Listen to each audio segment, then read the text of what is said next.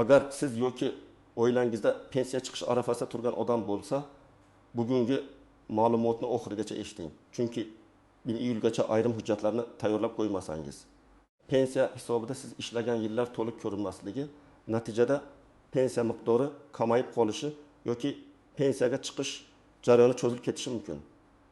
Bu faqat bugun pensiyaga chiqayotganlarga emas, hali 5 yil, 10 yil, hatto 20 yildan keyin pensiyaga chiqadiganlarga ham tegishli masala. Men bugun sizga oddiy tilda tushuntiraman. Qaysi 3 ta ma'lumotnomani tekshirtirish kerak, kimlar xavotir olish kerak, kimlar uchun xavf kamroq, qayerga murojaat qilinadi, qanday xatolar eng ko'p uchraydi va hujjatlarni qanday qilib oldindan tartibga keltirish mumkin. Kanalga hoziroq obuna bo'ling, videoga like bosing. Chunki bunday ma'lumotni vaqtida bilgan odam keyin idora yurib qiynalmaydi. Avvallari ko'pchilikning mehnat staji asosan mehnat daftarchasi orqali tasdiqlanardi. Odam qayerda ishlagan, qachon ishga kirgan, qachon bo'shagan, lavozimi nima bo'lgan, bularning hammasi mehnat daftarchasiga yozib borilgan. Pensiya vaqti kelganda fuqaro shu daftarchani olib borar, mutaxassislar yozuvlarni tekshirar, stajni hisoblar, ish haqi bo'yicha ma'lumotnoma so'rilar va pensiya tayinlanardi. Lekin amaliyotda juda ko'p muammolar chiqdi. Birinchi muammo, mehnat daftarchasidagi yozuvlar noto'g'ri yoki to'liq emas. Masalan, ishga qabul qilingan sana bor, lekin bo'shagan sana yo'q. Yoki korxona nomi yozilgan, ammo muhr xira tushgan, yoki buyruq raqami ko'rsatilmagan. Ikkinchi muammo, odam ishlagan tashkilot allaqachon tugatilgan, nomi o'zgargan yoki arxivga topshirilgan. Uchinchi muammo, ish haqi haqidagi ma'lumotlar topilmaydi. Natijada odam 10 yil ishlagan bo'lsa ham hujjatda 6 yil tasdiqlanadi, darch yil esa hisobga olinmay qolishi mumkin. Hozir esa tizim tobora elektronlashyapti. Ko'plab ma'lumotlar raqamli bazalarda tekshiriladi. Ish staji, sug'urta badallari, ish haqi, soliq ma'lumotlari, tashkilotlar haqidagi yozuvlar. Bu yaxshi tomoni bilan qulay, lekin xavfli tomoni ham bor. Agar sizning eski yillaringiz elektron bazada ko'rinmasa yoki hujjatlarda xato bo'lsa, pensiya tayinlashda o'sha davrni isbotlash sizning zimmangizga tushadi. Shuning uchun 1 iyulgacha eng muhim ish o'z mehnat tarixingizni tekshirtirib, kerakli o'tutidagi ma'lumotnomani tayyorlab qo'yish. Birinchi ma'lumotnoma ish stajini tasdiqlovchi ma'lumotnoma.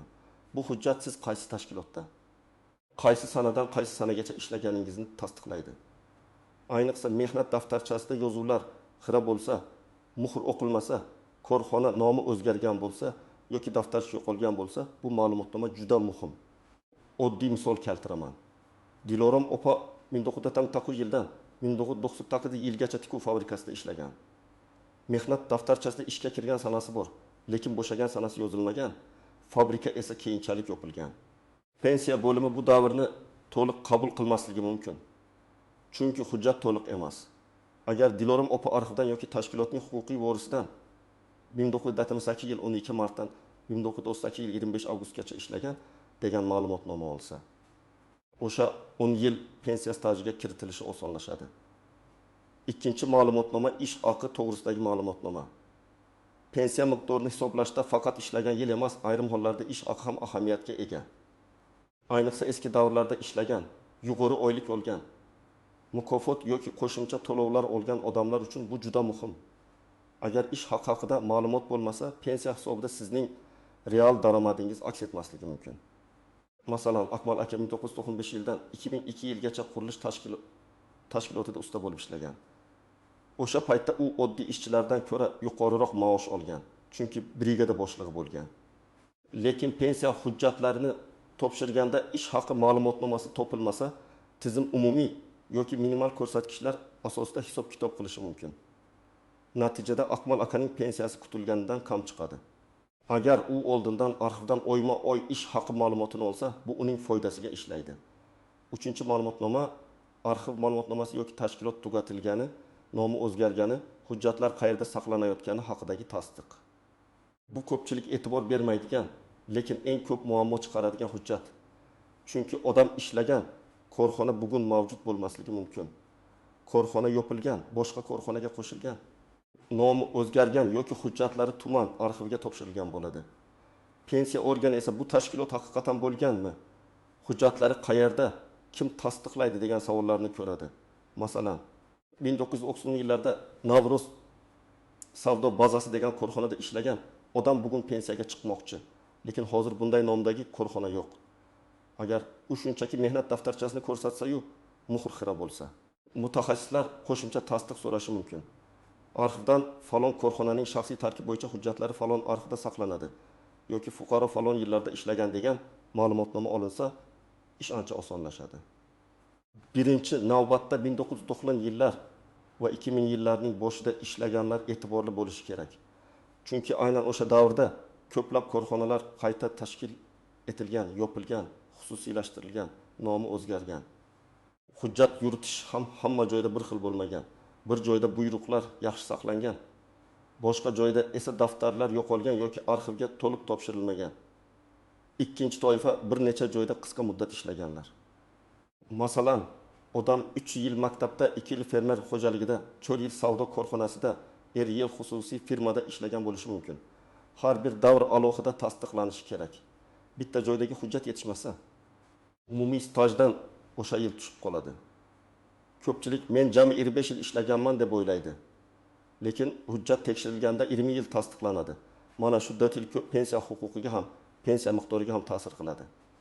Uchinchi toifa mehnat daftarchasini yo'qotgan yoki daftarchasi shikastlanganlar. Mehnat daftarchasi suv tegib buzilgan, sahifalari yirtilgan, muhrlar o'chgan yoki daftarcha umuman yo'qolgan bo'lsa, stajni boshqa hujjatlar bilan isbotlash kerak bo'ladi. Bunday vaziyatda arxiv ma'lumotnomasi, ishga qabul qilish va bo'shatish buyruqlari, ish haqi qaydnomalari, shaxsiy varaqa, shartnomalar yordam beradi. 4-toifa ayollar, ayniqsa farzand parvarishi sababli ishda tanaffus qilganlar. Bu yerda ham nozik joylar ko'p. Ayol tug'ruq ta'tilida bo'lgan, keyin bola parvarishi ta'tiliga chiqqan, keyin ishga qaytgan bo'lishi mumkin. Hujjatlarda bu davrlar to'g'ri rasmiylashtirilgan bo'lsa yaxshi. Lekin buyruqlar topilmasa yoki daftarchada izoh bo'lmasa, ayrim davrlarni tasdiqlash qiyinlashadi. Shuning uchun tug'ruq ta'tili, bola parvarishi, ishga qaytish haqidagi buyruqlar ham muhim. 5-toifa harbiy xizmat, o'qish, nogiron farzand parvarishi, uzoq muddatli kasallik yoki boshqa alohida davrlari bor odamlar. Ba'zi davrlar qonun asosida stajga qo'shilishi mumkin. Ba'zilar esa qo'shilmasligi mumkin. Bu masalada eshitganman bilan yurish xavfli. Har bir davr bo'yicha tasdiqlovchi hujjat bo'lishi kerak. Agar siz oxirgi yillarda rasmiy ishlagan bo'lsangiz, ish beruvchingiz sizni to'liq soliq va ijtimoiy hisobotlar ko'rsatgan bo'lsa, ma'lumotlaringiz elektron bazalarda bor bo'lsa, xavf nisbatan kamroq. Lekin bu umuman tekshirilmasa ham bo'ladi degani emas.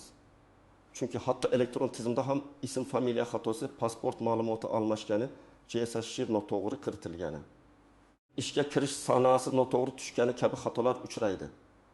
Masalan, fuqaroning eski pasportida familiyasi bir xil, yangi hujjatda esa apostrof yoki harf farqi bilan yozilgan bo'lishi mumkin. Yo'ldoshev, bir joyda Yo'ldashev, boshqa joyda Yo'ldashev deb kitilgan. Oddiy ko'ringan bunday farq elektron bazada boshqa odam yoki boshqa yozuv sifatida chiqishi mumkin. Shuning uchun o'zingizni tinchlantirish uchun ham bir marta ma'lumotlarni tekshirtirib qo'yish kerak. Eng katta tuzoq mehnat daftarcham bor, demak hammasi joyida deb o'ylash. Yo'q, mehnat daftarchasi muhim. Lekin u har doim ham yetarli bo'lavermaydi. Daftarchadagi yozuv aniq, sanalar to'liq, buyruq raqamlari bor, muhr o'qiladi, imzo bor bo'lsa albatta kuchli dalil, lekin yozuvda nuqson bo'lsa, qo'shimcha hujjat talab qilinishi mumkin. Ikkinchi tuzoq norasmiy ishlagan yillarni staj deb hisoblash. Ko'pchilik men bozorda 8 yil ishlaganman, men ustachilik qilganman, men fermerda yurganman deydi. Lekin savol bitta. Rasmiy hujjat bormi? Ishga qabul qilish buyrug'i bormi? Mehnat shartnomasi bormi? Soliq yoki ijtimoiy to'lovlar tushganmi? Agar hech narsa bo'lmasa, bu yillarni pensiya stajiga kiritish juda qiyin. Shuning uchun bugun ishlayotgan odamlar ham albatta rasmiy ishlashga harakat qilish kerak. 3-tuzoq, korxona yopilgan bo'lsa, endi hech narsa qilib bo'lmaydi deb taslim bo'lish. Aslida ko'p hollarda korxona yopilgan bo'lsa ham, uning hujjatlari arxivda bo'ladi. Tuman yoki shahar arxivi, viloyat arxivi, tashkilotning huquqiy vorisi yuqori turuvchi idora orqali ma'lumot topilishi mumkin. Ha, vaqt ketadi. Lekin topilsa, bir necha yil stajni saqlab qolishingiz mumkin. 4-tuzoq, ish haqi ma'lumotnomasidagi raqamlarni tekshirmaslik. Ba'zan ma'lumotnomada faqat ayrim oylar ko'rsatiladi. Ayrim to'lovlar kiritilmaydi yoki davr noto'g'ri olinadi. Siz oltin oy ishlagan bo'lsangiz, ma'lumotnomada ko'lsa oy chiqishi mumkin. Bu pensiya hisobiga ta'sir qiladi. Shuning uchun ma'lumotnoma olganingizda undagi sanalar, oylar, korxona nomi, imzo, muhr, rahbar va buxgalter ma'lumotlarini diqqat bilan tekshiring. 5-nozik masala. Familiya o'zgargan ayollar. Turmushga chiqqandan keyin familiya o'zgargan bo'lsa, eski hujjatlarda qizlik familiyasi. Yangi hujjatlarda esa turmushdagi familiya bo'ladi. Pensiya organi bu hujjatlar bir odamga tegishli ekanini ko'rishi kerak. Buning uchun nikoh guvohnomasi, familiya o'zgargani haqidagi hujjat, zarur bo'lsa arxiv ma'lumotnomasida izoh kerak bo'ladi. 6-masala chet elda ishlagan davrlar. Agar odam boshqa davlatda rasmiy ishlagan bo'lsa, u davrning pensiya hisobiga qanday ta'sir qilishi alohida tartibga bog'liq. Bu yerda davlatlar o'rtasidagi kelishuvlar, ijtimoiy to'lovlar, hujjatlarning tasdiqlanishi muhim. Oddiy qilib aytganda, chet elda ishlaganman degan gapning o'zi yetmaydi. Rasmiy hujjat va tegishli tasdiq kerak. 7-masala yakka tartibdagi tadbirkorlar va o'zini o'zi band qilganlar. Agar siz tadbirkor sifatida ro'yxatdan o'tgan bo'lsangiz, lekin to'lovlarni vaqtida qilmagan bo'lsangiz, hamma davr avtomatik stajga kiradi deb o'ylamang. Qaysi davrda ro'yxatda bo'lgansiz, qaysi davrda to'lov qilingansiz, hisobotlar qanday topshirilgan, bular tekshiriladi. Shu sababli soliq organidagi shaxsiy kabinetingiz va to'lov tarixingizni ko'rib chiqing. Birinchi qadam, mehnat daftarchangizni olib, boshidan oxirigacha tekshiring. Har bir ish joyi bo'yicha 4 ta narsani ko'ring. Ishga kirgan sana bormi, bo'shagan sana bormi, buyruq raqami bormi, muhr va imzo o'qiladimi? Agar biror joyda xato, bo'shliq, xira muhr yoki tushunarsiz yozuv bo'lsa, aynan o'sha davr uchun alohida ma'lumotnoma kerak bo'ladi. 2-qadam, oxirgi va eski ish joylaringiz ro'yxatini tuzing. Qog'ozga yoki telefonga yozing. Korxona nomi, qaysi yildan, qaysi yilgacha ishlagansiz, lavozimingiz, manzili, hozir mavjud yoki mavjud emasligi. Bu ro'yxat sizga arxivga murojaat qilganda ham, pensiya bo'limiga borganda ham kerak bo'ladi. 3-qadam, agar tashkilot hali faoliyat yuritayotgan bo'lsa, to'g'ridan to'g'ri kadrlar bo'limi yoki buxgalteriyaga murojaat qiling. Ulardan ish staji to'g'risida ma'lumotnoma, ish haqi to'g'risida ma'lumotnoma, kerak bo'lsa buyruqlardan ko'chirma so'rang. Arizada aniq yozing. Pensiya tayinlash uchun falon davrda ishlaganim va ish haqi miqdorim to'g'risida ma'lumotnoma berishingizni so'rayman. 4-qadam, agar tashkilot yopilgan bo'lsa, tuman yoki shahar arxiviga murojaat qiling. Arxivga borganingizda pasport yoki ID karta, JSHSHIR, mehnat daftarchasi nusxasi, eski hujjatlar, imkon bo'lsa korxona nomi va ishlagan yillaringiz haqidagi ma'lumotlarni olib boring. Arxiv xodimlari hujjat qayerda saqlanishini aniqlashga yordam beradi. 5-qadam, yagona interaktiv davlat xizmatlari portali, ya'ni my.gov.uz orqali mavjud elektron ma'lumotlaringizni tekshiring. Pensiya jamg'armasi bo'limiga yoki davlat xizmatlari markaziga borib, ish staji va to'lovlar bo'yicha bazada nima ko'rinayotganini aniqlashtiring. Agar elektron bazada ishlagan davringiz ko'rinmasa, hujjat bilan tasdiqlashga tayyor bo'ling. 6-qadam, ish haqi ma'lumotnomasini olganingizda uni shunchaki papkaga solib qo'ymang. Tekshiring, ma'lumotnomada sizning familiya, ism, otangiz ismi to'g'ri yozilganmi? Pasport ma'lumotlari yoki tug'ilgan sana to'g'rimi? Ishlagan davr to'liq ko'rsatilganmi? Oylar orasida tushib qolgan joy yo'qmi? Muhr, imzo sana bormi? Agar xato bo'lsa, darhol tuzattiring. 7-qadam. Barcha hujjatlardan nusxa oling va elektron shaklda saqlang. Telefoningizda rasmga olib qo'yish yetarli emas. Iloji bo'lsa skaner qiling yoki aniq sifatli suratga oling. Alohida papka oching. Pensiya hujjatlari deb nomlang. Ichiga mehnat daftarchasi sahifalari, arxiv javoblari, ish haqi ma'lumotnomalari, nikoh guvohnomasi, harbiy bilet, diplom, tug'ilganlik guvohnomalari kabi kerakli hujjatlarni joylang. 8-qadam. Agar siz pensiyaga yaqin bo'lsangiz, masalan, erkaklar uchun 60 yoshga, ayollar uchun 75 yoshga yaqinlashayotgan bo'lsangiz, oxirgi oylarni kutmang. Kamida 6 oy oldin tekshirishni boshlang. Chunki arxiv javobi ba'zan tez chiqadi, ba'zan esa vaqt oladi. Bir hujjat topilmasa boshqa joyga so'rab yuborishga to'g'ri keladi. Vaqtni boy bermaslik eng katta yutuq. 9-qadam, agar rad javobi olsangiz, darhol umidsizlikka tushmang. Arxivda hujjat topilmadi degani. boshqa manbada ham yo'q degani emas. Tashkilotning huquqiy vorisi yuqori idora, soliq organlari, sud orqali tasdiqlash imkoniyatlari bo'lishi mumkin. Lekin bunday holatda mutaxassis bilan maslahatlashish kerak. Har bir vaziyatning o'z yo'li bor. 10-qadam hujjatlarda xato bo'lsa, og'zaki tushuntirish bilan cheklanib qolmang. Masalan, familiyangiz bir harf farq qilsa, bu menman deb aytish yetmaydi. Buni hujjat bilan bog'lash kerak. Nikoh guvohnomasi, familiya o'zgargan haqidagi ma'lumot, tug'ilganlik guvohnomasi sud qarori yoki tegishli idora tasdig'i talab qilinishi mumkin. Birinchi misol. Rustam aka 28 yil ishlaganman deb pensiyaga hujjat topshirdi. Tekshiruvda 1993 yildan 1998 yilgacha bo'lgan 5 yil bo'yicha muhr o'qilmasligi aniqlandi. Korxona yopilgan. Agar u oldindan arxiv ma'lumotnomasini olmaganida. Pensiya tayinlash cho'zilardi yoki o'sha 5 yil vaqtincha hisobga olinmasdi. Arxivdan buyruq ko'chirmasi topildi. Natijada 5 yil saqlab qolindi. Ikkinchi misol. Muhabbat opa turmushga chiqquncha boshqa familiyada maktabda ishlagan. Keyin familiyasi o'zgargan. Mehnat daftarchasida eski familiya, pasportda yangi familiya. Pensiya hujjatlarida savol tug'ildi. Nikoh guvohnomasi va arxiv ma'lumotnomasi orqali bu hujjatlar bir odamga tegishli ekani tasdiqlandi. Agar bu hujjatlar bo'lmaganida ortiqcha yurish kerak bo'lardi. Uchinchi misol. Sobir aka 7 yil xususiy firmada ishlagan, lekin firma uni to'liq rasmiylashtirmagan. Oylikni qo'lga bergan, shartnoma bo'lmagan, to'lovlar qilinmagan. Pensiya vaqtida u 7 yilni stajga kiritishni xohladi, lekin hujjat yo'q. Mana shu eng achchiq holat. Shuning uchun men doim aytaman, rasmiy ishlash faqat bugungi oylik uchun emas, kelajakdagi pensiya uchun ham kerak. To'rtinchi misol. Nodir opa ish haqi ma'lumotnomasini oldi, lekin unda 1999 yilning 4 oyi tushib qolgan. U tekshirmasdan topshirganida hisob-kitob kamroq chiqishi mumkin edi. U buxgalteriyaga qayta murojaat qildi. Qaydnomalar ko'rildi, xato tuzatildi. Ba'zan bitta e'tiborli tekshiruv kelajakda har oy olinadigan pensiyaga ta'sir qiladi.